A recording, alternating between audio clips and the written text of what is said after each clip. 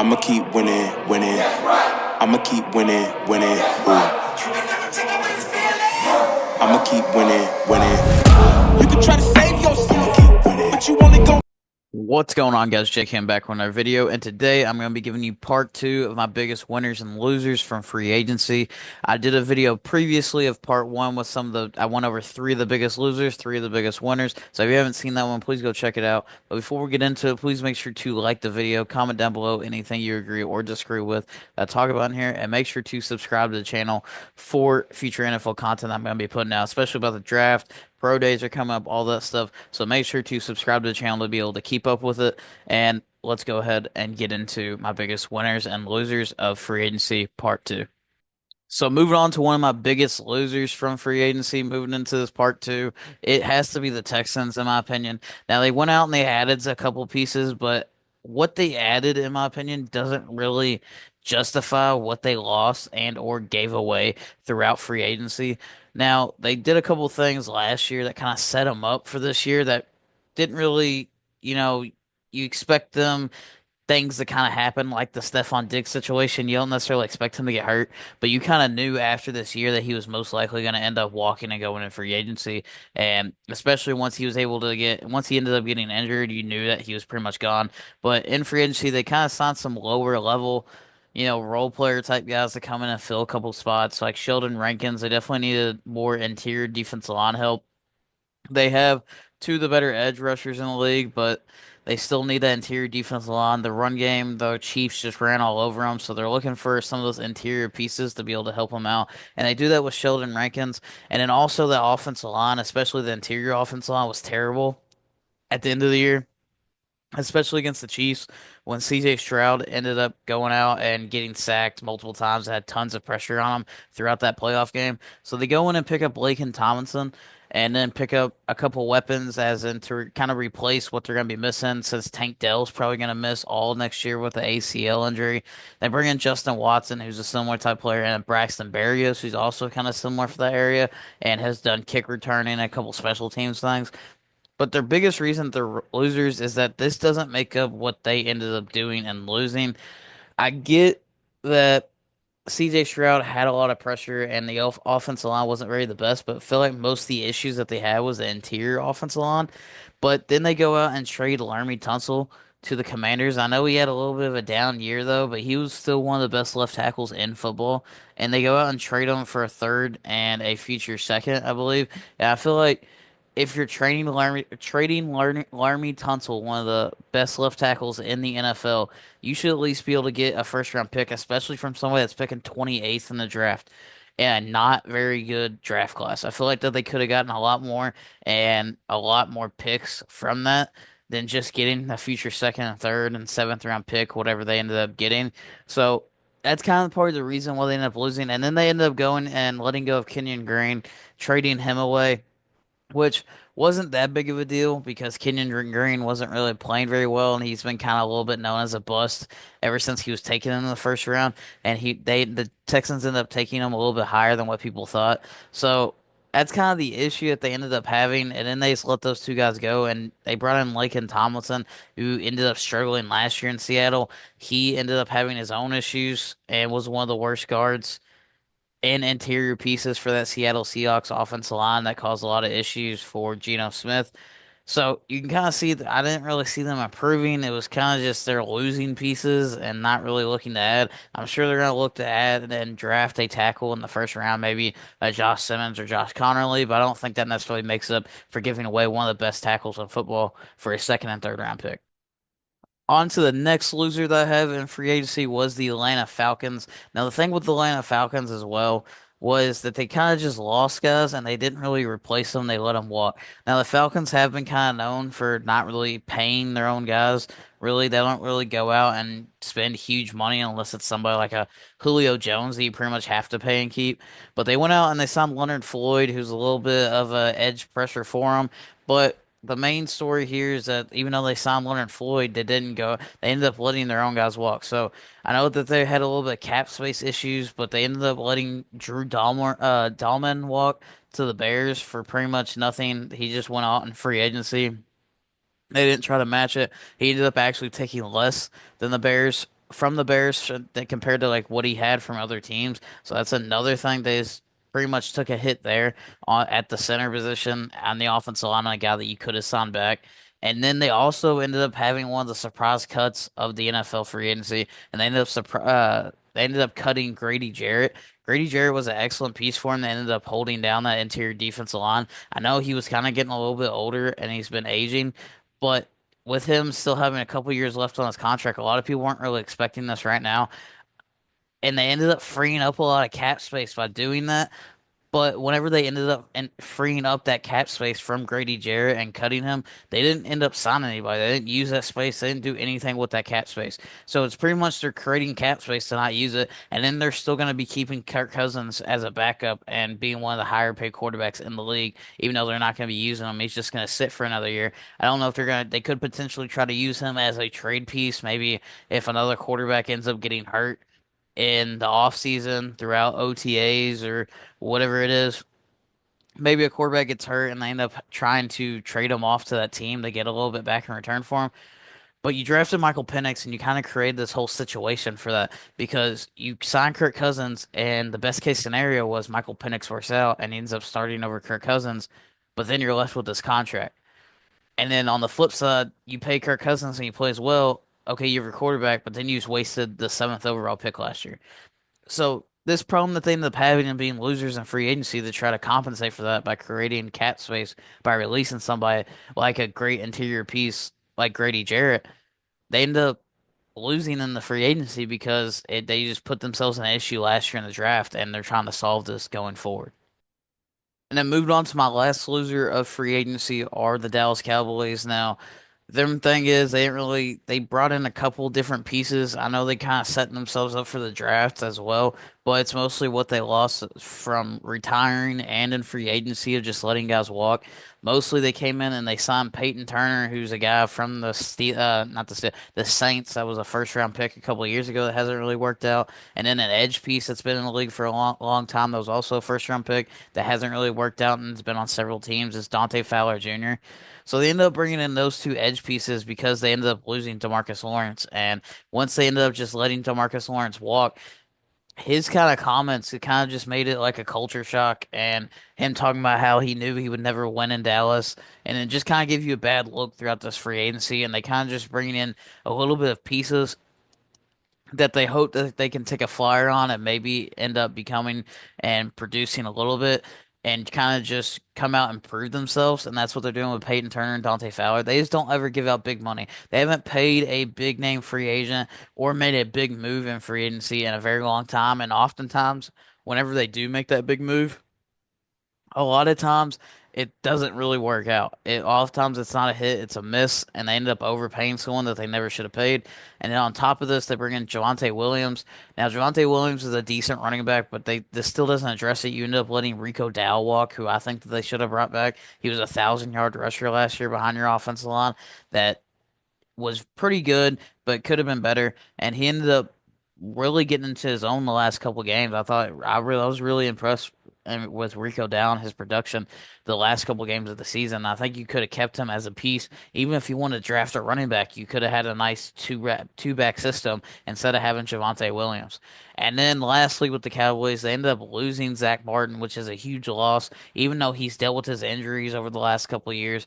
The Cowboys really have done a good job of drafting offensive linemen and drafting in general over the last couple of years, surprisingly, even though they're seen as kind of like a dysfunctional team because of Jerry Jones. He really has done a good job of drafting mostly the last couple of years, especially offensive linemen. But even though Zach Martin was injured, this is still a Hall of Fame guard who has been an All-Pro for years now, and they end up losing him and a couple of their other pieces, but mainly Zach Martin. That's really going to take a hit to the offensive line as they're going to try to look to replace him.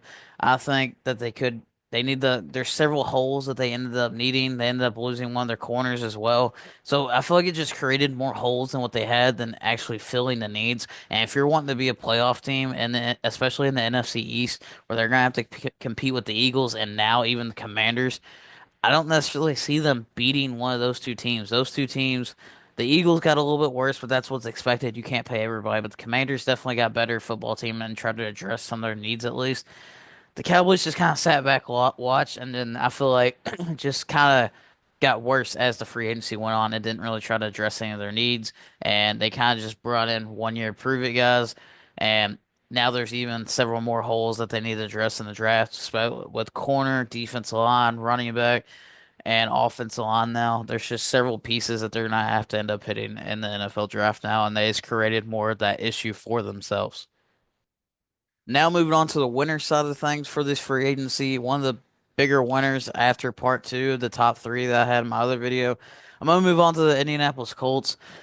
Now the Colts are a little bit of a weird one. Over the last couple of years, they were kind of like the Cowboys. They didn't really pay a lot of people. They didn't really go out and make a lot of moves in free agency unless it was at the quarterback position.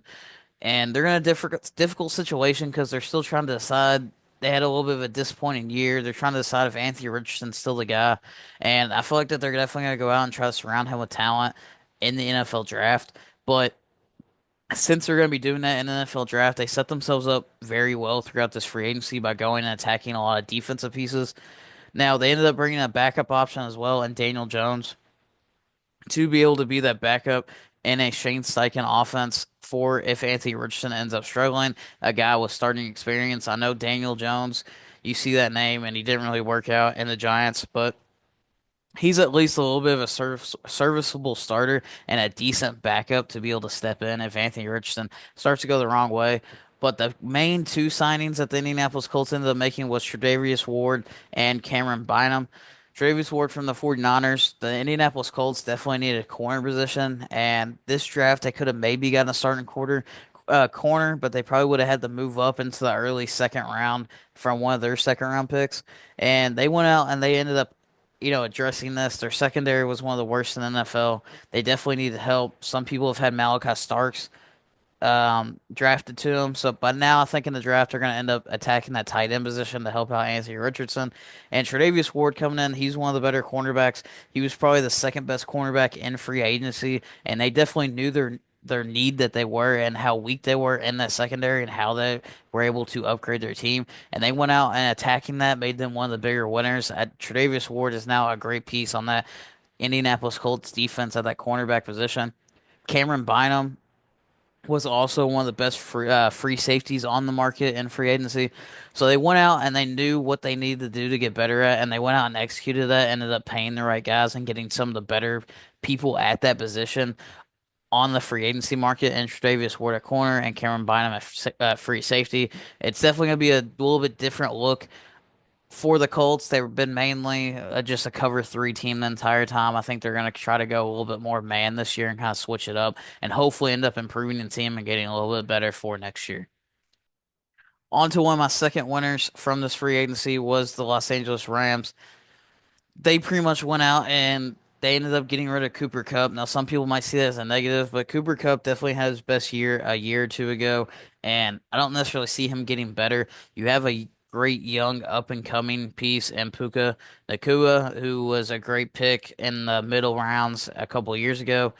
I believe about 2 years ago to be exact. And then they go out and they upgrade and end up getting Davante Adams. Davante Adams had a very good year last year. He's able to at least stay healthy, and I think that's the biggest thing. Cooper Kupp had a lot of his injuries and dealt with a lot of his injuries. And with him dealing with all those, most of the time they had to do without, and they dealt with Puka, who also had several injuries. So at least you're going out and getting a guy that wanted to be on the West Coast after he was with the Raiders. He went to Fresno State. He's from that area.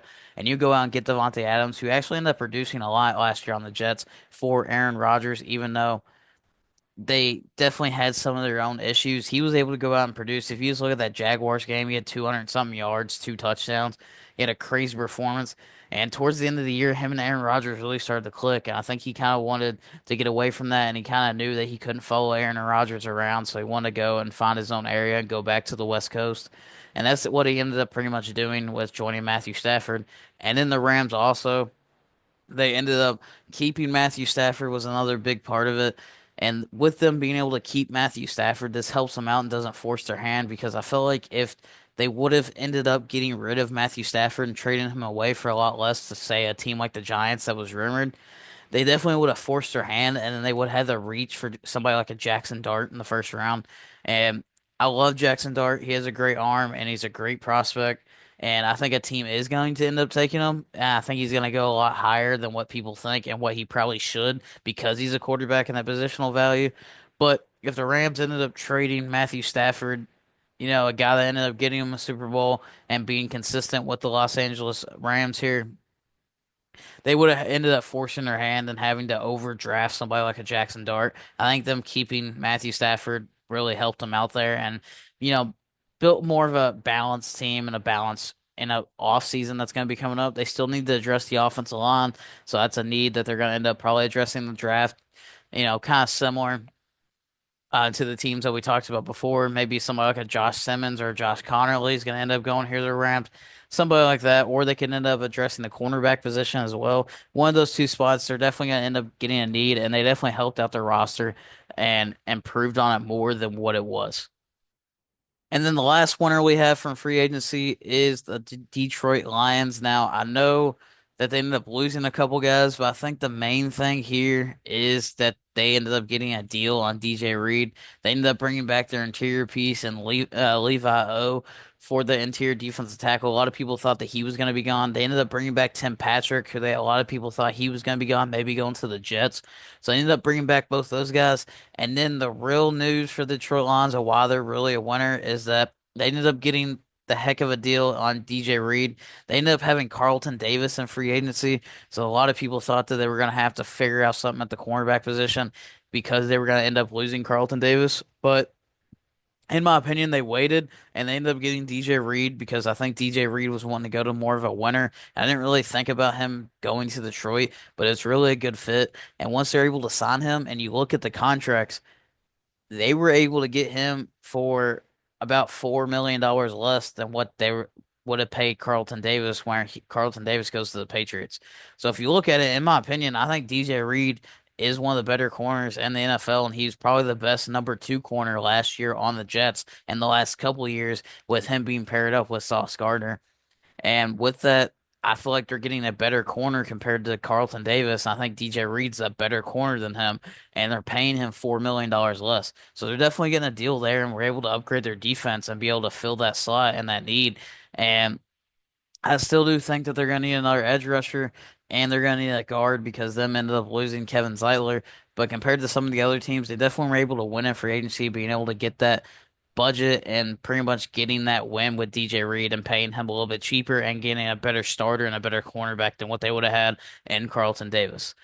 So these are my losers and winners, part 2 from NFL free agency. If you haven't seen the first one, please go back on the channel and watch it. But please make sure to like the video, comment down below anything you agreed or disagree with that I talked about in here, and make sure to subscribe to the channel for future NFL content I'm going to be putting out to follow along with it.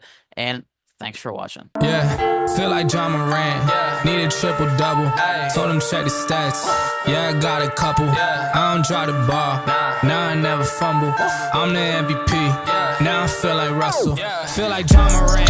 Need a triple-double. Told him check the stats. Yeah, I got